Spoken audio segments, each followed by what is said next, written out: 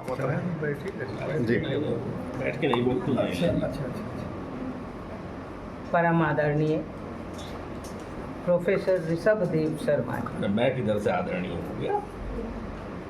हमारे आपके बराबर मानों हैं के आदरणीय तो उप कुल सचिव श्री आफ्ताब जी, आज के प्रमुख वक्ता प्रोफेसर गोपाल शर्मा जी और सभी वक्ता, मैं नहीं चाहती समय का अपव्यय करूं, जिन्होंने प्रवीण मय कर दिया।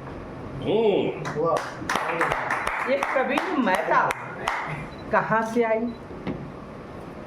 मैं बहुत भावुक हुआ आज। आप एक मातृत्व का हृदय नहीं आंक सकते।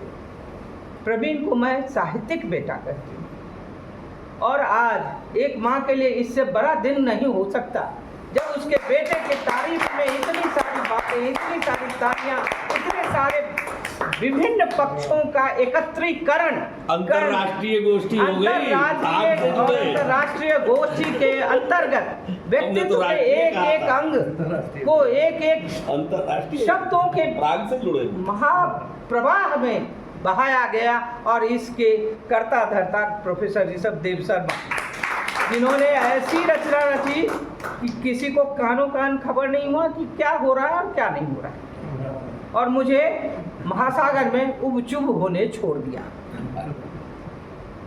यह कोई यूं ही बात नहीं है। मैं आज अपनी पहले सभी वक्ता बहुत कुछ कह गए। प्रोफेसर गोपाल शर्मा जी ने प्रमुख वक्ता के रूप में 18 के 18 पुराण को वाक्यों में और शब्दों में बांधकर आपके समक्ष रख दिया। 18 पुराण पढ़े गए। अगर मैं ये कहूँ तो ये अतिशयोक्ति नहीं, लेकिन इससे पहले आप सबको सुनने के बाद और अपनी बात रखने से पहले मैं नेपोलियन बोनापार्ट को आज याद करूँ, जिसने कहा था, तुम एक अच्छी माँ दो, मैं तुम्हें एक अच्छा राष्ट्र दूंगा। यह इसलिए याद कर रही हूँ, जिस प्रवीण की गाथा हमने गाई है, सुनी है, कहा है, उस प्रवीण की माँ को मैं प्रणाम करती हूँ दोनों हाथ जोड़कर, तो ऐसा सुपुत्र इस हमारे हैदराबाद की धरती पर दिया, और उसके साथ अपने आप को भी बहुत भाग्यशाली मानती हूँ कि इस इंजीनियरिंग पढ़ने वाला बच्चा यह 2 दूनी 4 तो कर सकता था, लेकिन 2 जोड़ 2 4 करने हमारे बीच कैसे आ गया। यानी विज्ञान का विद्यार्थी, आभासीय दुनिया से रिश्ता और आभासीय दुनिया के सर्वोच्च शिखर पर अवस्थित ये साहित्य से कैसे जुड़ा? मन कह रहा है कि इसके अंदर ये सारे जंगली फूल, गमलों में लगाए फूल, रोपे हुए फूल और शहरों में कागजी फूल, इतने सारे फूलों का इतना सुंदर गुलदस्ता ये कहाँ से बना लाया? ये है प्रवीण। नाम ही से प्रवीण नहीं है, अपने बचपन से अपनी माता के द्वारा संस्कारित प्रवीण, जो कभी छोटा बच्चा था। इसने बहुत सारे लेखों में छोटे बच्चे, हर राइटर के बालपन का उल्लेख किया है। एक छोटा बच्चा अपने माँ के साथ, इनकी माँ भी शिक्षिका हैं, हम सहधर्मी हैं, और इनकी माँ शिक्षिका माने इस तरह से संस्कारों का जखीरा इसके अंदर भर दिया कि उन संस्कारों के साथ, मैं आप सबों ने बात की लेखकों पर, मैं लेखक, उस लेखक की बात कर रही हूँ जो जिया, भोगा, पाया, खोजा, निकाला और उसमें डूबता चला गया। डुबकियाँ मारते मारते पता नहीं हनुमान जी की तरह समंदर लांघ जाएगा। ये आप लोगों की मनोकामना है, और मेरी मनोकामना है कि ये तीनों दुनिया में घूमता रहे, चक्र काटता रहे, और इसकी कलम जीवित रहे, चलती रहे सदा और सर्वदा, यह अपने शब्दों में अमर जीवी हो। लेकिन यह संस्कार, अभी प्रवीण अपनी बात में सीता के आशीष, हनुमान के आशीष बोल रहा था, आप इसके राज जानती हैं? मैंने बहुत सारे राज खोलने थे, लेकिन छोटे छोटे 2-4 राज खोलकर मैं चुप हो जाऊंगी। प्रवीण जब गांव जाते हैं तो मैं उनसे कहती हूँ मंदिर में आरती दिखाओ। इनके घर में 1343 ईस्वी का बना हुआ मंदिर है। संस्कार कहाँ से आया, संस्कार की जड़ कहाँ है, मैं उस जड़ तक आपको ले जाती हूँ। गांव में पूरे इसके घर के चारों ओर रंग बिरंगी फूल हैं। प्रवीण ने सोचा भी नहीं होगा कि मैं इस तरह से उस वातावरण को अपने अंदर उतार रही हूँ। और प्रवीण के पिता से मिली हूँ, इनके पूरे परिवार से मिली हूँ। मेरा सौभाग्य है उस स्वनाम धन्या माता श्री का भी दर्शन मैंने किया। और जिस तरह प्रवीण बहुत कम शब्दों में बहुत कहता है, उसे यह संस्कार भी उसके माँ से मिले हैं। मैं यह अतिशयोक्ति नहीं कह रही हूँ, मैं इस लेखक के जड़ में जाना चाहती हूँ कि यह जड़ जो आज वृक्ष बनता जा रहा है, ये 18 राबता पूछ रहा है। आप देखें, कुछ राबता है तुमसे, कुछ है, बहुत नहीं है। राबता है लेकिन कुछ है। और किससे? आपसे, इससे, उससे नहीं, तुमसे, द्वितीय पुरुष से। प्रथम पुरुष लिखने वाला, द्वितीय पुरुष से राबता, यानी हर 18 व्यक्तियों से अपना राबता जोड़ रहा है। तो जब राबता जोड़ रहा है, रिश्ता जोड़ रहा है, जानने की कोशिश कर रहा है, तो उस जानने में उसके अंदर का संस्कार, उसके अंदर का लेख किए गुण और उबलते शब्द, वह जंगली फूलों की गमक, वह गमलों में लगाए फूलों की महक, और वह आपके कागज के फूलों का सौंदर्य, मैं उसे केवल सौंदर्य दृष्टि कह सकती हूँ, ये सब कुछ उसमें आ गया है। इस तरह से हुआ क्या कि प्रवीण ने केवल जीवनी नहीं लिखी, प्रवीण ने लिखी है जीवनी, जिया है सामान्य जन का सच, और भाषा के साथ उसने एक नवीन शैली का आविष्कार किया है। यह मैं पूरे दावे से आपको कह सकती हूँ कि प्रवीण की शैली, आप पूरों को पढ़ जाइए, बहुत सारे नामदार लेखक हिंदुस्तानी हो विदेशी हो, पढ़िए, लेकिन क्या इस शैली का जरा सा भी टच आपको जल्दी नहीं मिलेगा।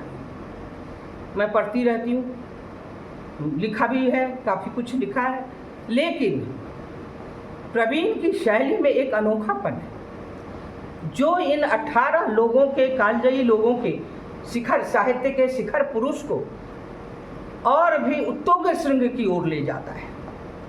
यह है प्रवीण की वो कला, यह है प्रवीण की वो कलम।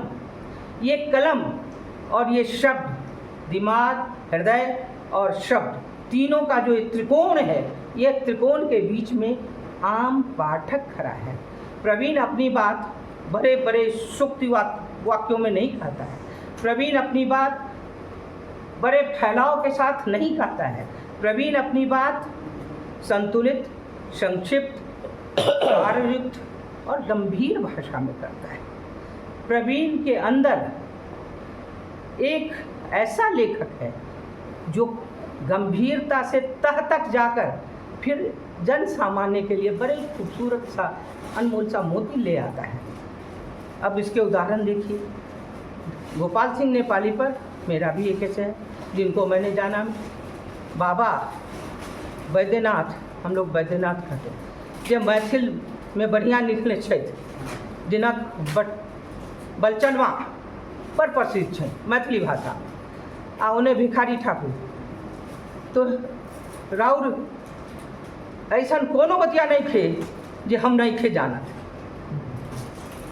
प्रवीण ने ये कहा है। प्रवीण ने भागलपुर के आसपास के निवासी, गोपाल सिंह नेपाल के निवासी थे।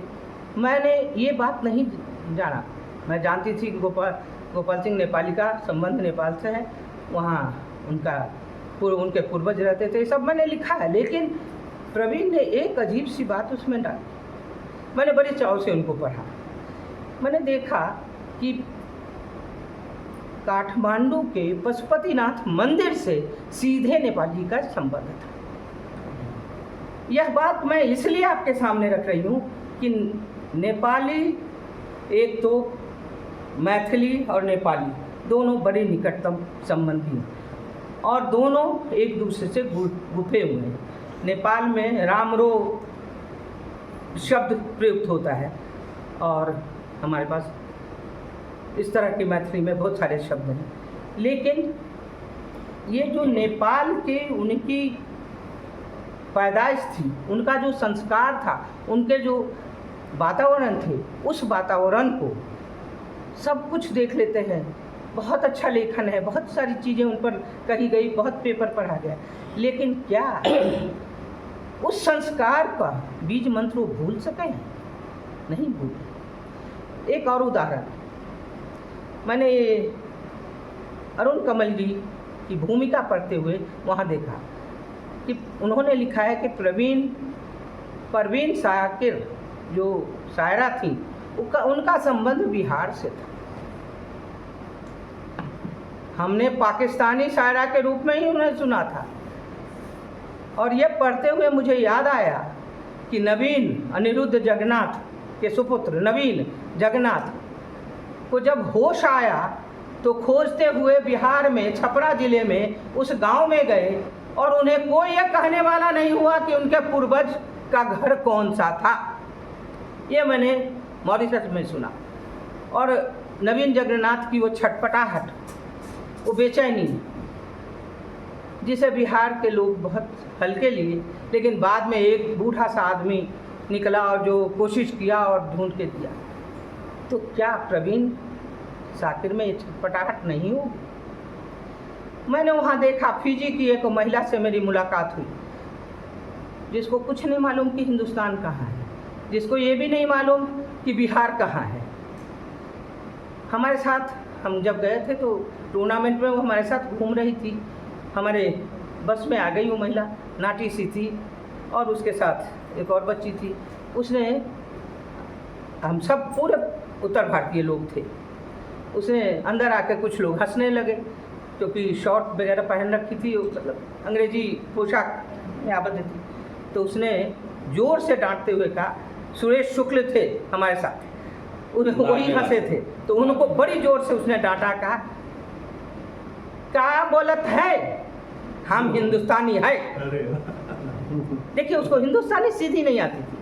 वो हमारे नानी कहत रहे, वो दूर हमारे गांव बिहार में बाटा। अब बताइए कि इस जीवांत भाषा और इसको जीने वाले लोग वर्षों से, पीढ़ी दर पीढ़ी विदेश में बसे हुए हैं, लेकिन उनके अंदर ये छटपटाहट है और प्रवीण ने उस छटपटाहट को पकड़ी है और आम जनता से जोड़ दिया है।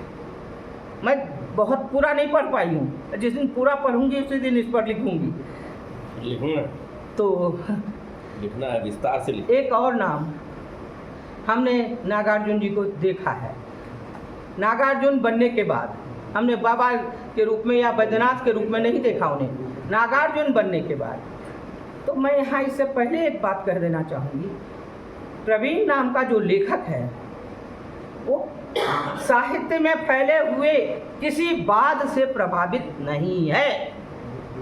जो मैं पूर्ण आश्वस्ति से ये घोषणा कर सकती हूँ कि प्रवीण जो कुछ राबता है तुमसे लिखा है, उसमें आप जानते हैं साहित्यिक जगत में कई वाद प्रतिवाद फैले रहते हैं। उसमें यह लेखक किसी वर्ग विशेष से, किसी वाद विशेष से नहीं जुड़ा है, बल्कि एक लेखक है जो जन साधारण को हमारे उन शिखर पुरुषों की कहानी पहुंचाना चाह रहा है। उनके बालपन से लेकर, उनके पूरे लेखन चरित्र से लेकर, उनके संस्कार से लेकर, उनके युगों की गाथा से लेकर, उनके उन कथनों को लेकर। और आप देखते होंगे नाटक में पहले बड़ा अच्छा हुआ करता था, नाटक चल रहा है, सूत्रधार आता था, बीच में एक अपनी बातें रख देता था, फिर नाटक कंटिन्यू चलता था। यह सूत्रधार वाली शैली जो आज मर चुकी है, अब तो नाटक सीधे सीधे आता है मंच पे, तो वह सूत्रधार वाली शैली यहाँ प्रवीण के लेखन में आपको हर जगह झांकती दिखेगी। और उस सूत्रधार की शैली में बड़ी संक्षिप्त में आपको टिप्पणी मिलेगी। प्रवीण ने हमेशा अपने इस पुस्तक में एक बात का बहुत खास तौर से ध्यान रखा है कि विषय विस्तार अधिक न हो, जो एक लेखक की सबसे बड़ी कमजोरी मानी जाती है। प्रवीण इस कमजोरी से बचा है। दूसरा, प्रवीण ने इन शिखर पुरुषों का मूल्यांकन भी किया है, केवल जीवनी नहीं लिखा है। मैं समीक्षा कहूँगी, मैं आलोचना नहीं कहूँगी उसे, समीक्षात्मक टिप्पणी लिखी है उन रचनाओं पर, उन रचनाओं की पृष्ठभूमि, पूर्वाग्रहों और उस समय के सामाजिक वातावरण, आर्थिक परिस्थितियाँ, राजनैतिक परिस्थितियाँ, उसके बाद जनसाधारण की स्थिति, त्रासद, दुख, हाहाकार, सब कुछ है। और सब पर प्रवीण अपनी कलम से, रचनाकार को उद्धृत करते हुए अपनी कलम से टिप्पणी देते हैं, और उस टिप्पणी में एक रचनाकार का सच बोलता है, मात्र सच बोलता है। वहाँ प्रवीण अपने रचनाकार के रूप में पूरी तरह से निरपेक्ष है। कहीं आपको नहीं दिखेगा कि किसी तरह से यहाँ लेखक प्रभावित है। बस लेखक अपनी दृष्टि, जैसे अर्जुन की दृष्टि लक्ष्य पर थी, अपनी दृष्टि अपने विषय वस्तु पर रखते हुए अपने बात को जनसाधारण तक पहुँचाने की चेष्टा में हरदम रत दिखता है।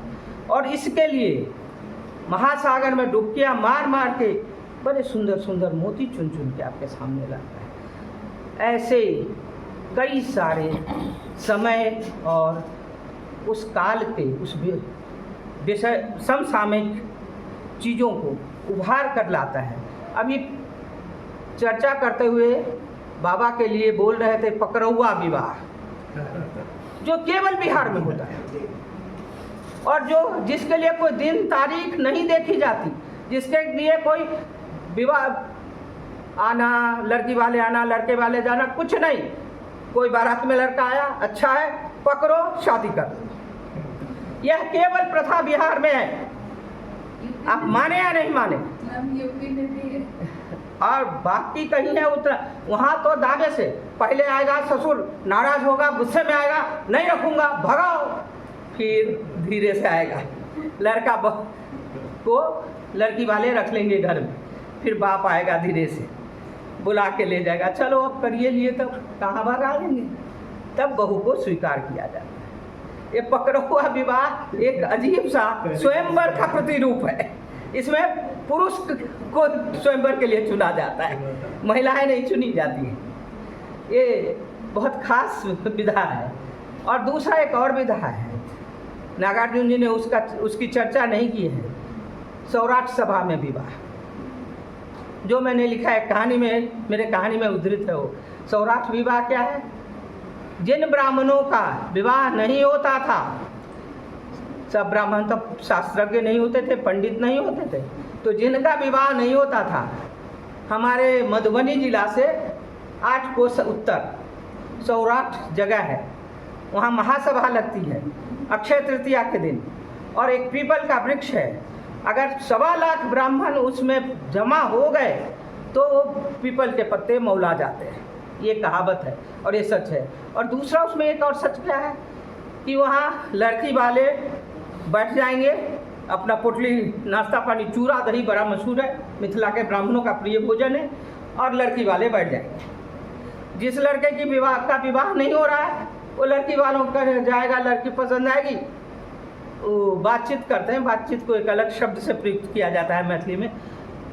और जिस लड़की का विवाह नहीं हो रहा है, उसके माता पिता, संबंधी और चटाई बिछा के बैठते हैं, कोई पलंग कुर्सी नहीं लगती है, चटाइयाँ बिछाते हैं, और दिन भर अपना चूरा दही भोजन करेंगे, दिन भर सभा में रहेंगे, और इस तरह से उस दिन सैकड़ों विवाह होता है। और जितने विधि व्यवहार हैं विवाह के, वो सब बाद में किए जाते हैं, पहले वहाँ विवाह हो जाता है। तो ये 2 प्रथाएं और भी जगह होंगी, मैं नहीं जानती हूँ, लेकिन ये बिहार की 2 जनजीवन से जुड़ी हुई प्रथाएं हैं, जो कल ही नहीं थी, जो आदिकाल में ही नहीं थी, आज भी हैं, आज भी चल रही हैं। इन सब चीज़ों को हमारे उस एक प्रिय रास्ते में, उस जंगल तक पहुंचने के रास्ते में जो घुसेगा वही समझ सकता है। और इस सब बातों को प्रवीण ने इतने अच्छे ढंग से पिरोया है, चाहे वो नेपाली जी हों, चाहे रेणु जी हों, चाहे बाबा बैद्यनाथ जी हों, जिन्हें आप लोग नागार्जुन कहते हैं, हम लोग उन्हें बाबा बैद्यनाथ जी कहते हैं, चाहे अन्य कोई हो। महिलाओं के लिए दो हस्ती, भारतीय हस्ती, जिनमें एक की तो मैं फ़ैन हूँ, सुभद्रा कुमारी चौहान, कई उनके गीतों पर मैंने मंचन भी किए हैं, उसको चुना। एक और कट्टर देशभक्ति से पूरित और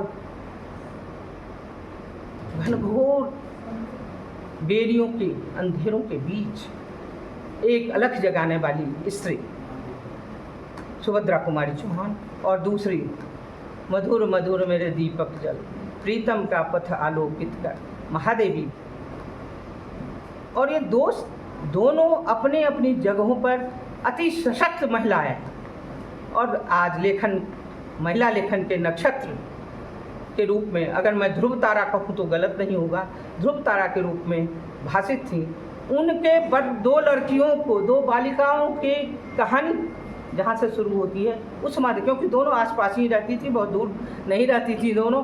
ये भी है, एक मध्य प्रदेश में रहती थी और एक उत्तर प्रदेश, जगन फर्रुखाबाद ना, महादेवी का फर्रुखाबाद में रहती थी। दोनों ज़्यादा दूरी पर नहीं रहती थी और अक्सर चौहान जी के घर से आना जाना भी फर्रुखाबाद बहुत था। तो कहाँ से उठाया है? यहाँ नहीं उठाया कि सीधे उनके विरुदावली नहीं गाया है लेखक ने क्या किया है? उनके बचपन की ओर झांका है और बचपन की ओर झांक के उन्हें वहाँ से हाँका है। उनके साहित्य झांकना और हाँकना शब्द मैं प्रयुक्त कर रही हूँ और ये दोनों शब्द आप सोच कर देखिए, आप लोगों के आलेख में बहुत स्पष्ट ढंग से आया है। तो इस तरह से जो लेखन का विस्तार है और जो एक, वैसे भी मैं प्रवीण की कई सारी बातें, कई सारे आलेख सुन चुकी हूँ और लेखन में इस तरह का मुद्दा लाना सहज बात नहीं है। हंस रही थी मैं, बहुत ही जैसा उनका स्वभाव है, मैं उनको जानती हूँ कि वो व्यंग्य लेखन में बहुत मशहूर व्यक्तित्व हैं। प्रोफेसर गोपाल शर्मा, मैं समझती हूँ इस शहर में अगर व्यंग्य लेखक के रूप में मैं किसी को चिन्हित करूँ तो वो नाम है प्रोफेसर गोपाल शर्मा। और चड्डी पहन के फूल खिला है भी मैं पढ़ी हुई हूँ और बहुत सारे व्यंग्य लेखन, वो व्यंग कौन सा बेंतेग शास्त्री, मैं नाम याद करती हूँ तो मुझे ये नाम भी याद है। ऐसे अपने धारदार व्यंग के कई चीज चलाते हुए भी वे प्रवीण को कहीं छू नहीं सके,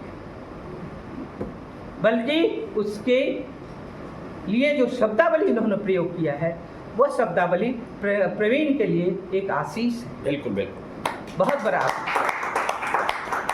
और इसी तरह अब ऋषभ जी के लिए क्या कहूँ, बस अब आप ऋषभ जी तो गुरु हैं और प्रवीण अपने लेखनी में अचार बनवाता है, मैगी पकवाता है। प्रवीण की लेखनी क्यों नहीं पढ़ेंगे? हमारा एक छोटा बच्चा भी, अरे मैगी 2 मिनट में बनता है, सुन के ज़रूर सुन लेगा। अरे क्या बोल रहा है, मैगी 2 मिनट में बनता है? तो प्रवीण 5 वर्ष के बालक से लेकर 77 वर्ष के उम्र के लोगों तक अपनी पहुंच बनाए हुए हैं। यह है उसके लेखनी का कमाल, यह है वह शस्त्र जो उसके कलम की नोक से बूंद बूंद झरता है, शब्द शब्द प्रकट होता है। और इस नवीन शैली जिसमें सरलता है, सहजता है, प्रवाहमयता है, बहाव है और एक बांधने की क्षमता है, जिसमें कहीं आधिक्य नहीं है, जिसमें कहीं अतिशयोक्ति नहीं है, जिसमें कहीं विरुदावली नहीं। एक शब्द मैं और कहूँगी कि विरुदावली नहीं। उस प्रवीण प्रणव को हम आप सब लोगों की ओर से और अपनी ओर से यही कहते हैं कि अमर हो तुम्हारी लेखनी और तुम साहित्य के ध्रुव तारा बनो, सितारा बनूं। आफताब बैठे हैं तुम्हारे इस अवसर पर, उनकी चमक भी तुम्हें प्राप्त हो, यह आशीर्वाद। और इसी तरह हमारे इस पीढ़ी और इसके बाद के पीढ़ी को गौरव हो, कहे कि हम प्रवीण प्रणव को जानते हैं, हमारे वो अच्छे मित्र हैं। धन्यवाद। पुनः आशीर्वाद के साथ और उसके परिवार के संगत के लिए मैं किरण को भी बधाई दूंगी और दोनों बच्चों को भी आशीष दूंगी कि अपने पिता के नाम को उच्चारित करते हुए गौरव से उनका सिर तन जाए और वो समझे कि आसमान हम छू रहे हैं। धन्यवाद।